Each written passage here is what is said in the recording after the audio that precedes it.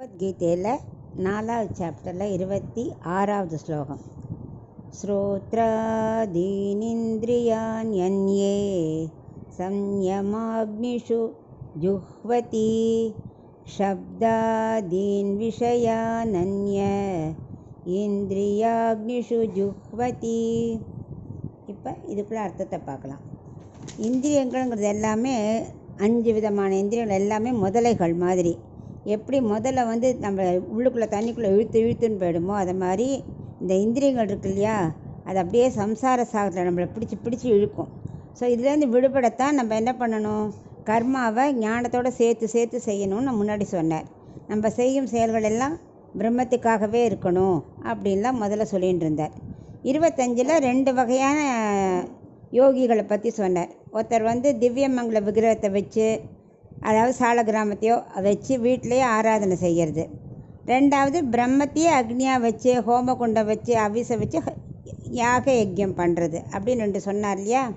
இப்போ 26லேயும் மறுபடியும் 2 வகை சொல்கிறார். வேறு 2 வகை என்னென்னா, ஃபஸ்ட்டு என்னென்னா, இந்திரியங்களை அடக்கிறான் இல்லையா, அந்த எல்லா இந்திரியங்களையும் என்ன பண்ணணும், நெருப்பில் போட்டு புசுக்கிற மாதிரி பண்ணிடணும். இந்திரியங்கள் மற்ற இடத்துக்கு போகிறது இல்லையா, அதை போக விடாமல் ஒவ்வொரு புலனையும் ஒவ்வொரு அக்னியில் விட்டுறணுங்கிறார். இந்த காது அங்கே போய் கேட்க போகிறதா, அதை கண்ட்ரோல் பண்ணணும். அது மாதிரி புலனாகிற நெருப்பை, புலன் செய்யும் விஷயங்களை எல்லாம் நெருப்பில் போட்டுறணும்.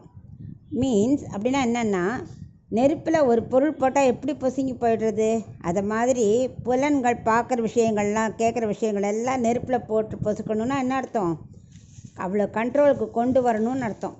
அப்படி கண்ட்ரோலுக்கு கொண்டு வர்றது ஒரு டைப் ஆஃப் யோகி, 3வது வகையான கர்மயோகி. 4வது என்னென்னா, அவள் பாப்பா, ஏன்னா அவளுக்கு இந்திரியங்கள் கட்டுப்பட்டுருத்துன்னு வச்சுக்கோ, அவள் மற்றெல்லாம் பார்த்து கேட்டு எது பண்ணாலும் மனசு அதில் பாதிக்காது. ஏன்னா அவளுக்கு தான் ஆல்ரெடி புலனடக்கம் வந்துடுத்தே. இது 4வது வகை யோகி. ஸோ இந்திரியங்களை அடக்கி அக்னியாகவே பாதிக்கணும், அதுலேயே ஆகுதி செய்யணும். இந்திரியங்கள் அக்னியாக பாவித்து அதில் நம்ம ஆகுதி பண்ணுறது, நம்ம இந்திரியங்களோட ஆசை பாசங்களை புசிக்கிறணும். இன்னொரு என்னன்னாக்கா, இந்திரியங்கள் எல்லாம் பார்த்து கேட்டால் கூட மனசு அதில் பாதிக்காது. எல்லாம் வேணால் பாதிக்கட்டும் பார்க்கட்டும், ஆனால் அதில் நாட்டம் இருக்காது. ஏன்னா அவன் ஆல்ரெடி கண்ட்ரோல் பண்ணிட்டான். இது 4வது வகையான கர்மயோகம். இப்படி 4 வகை யோகிகள் இப்போ சொல்கிறார்.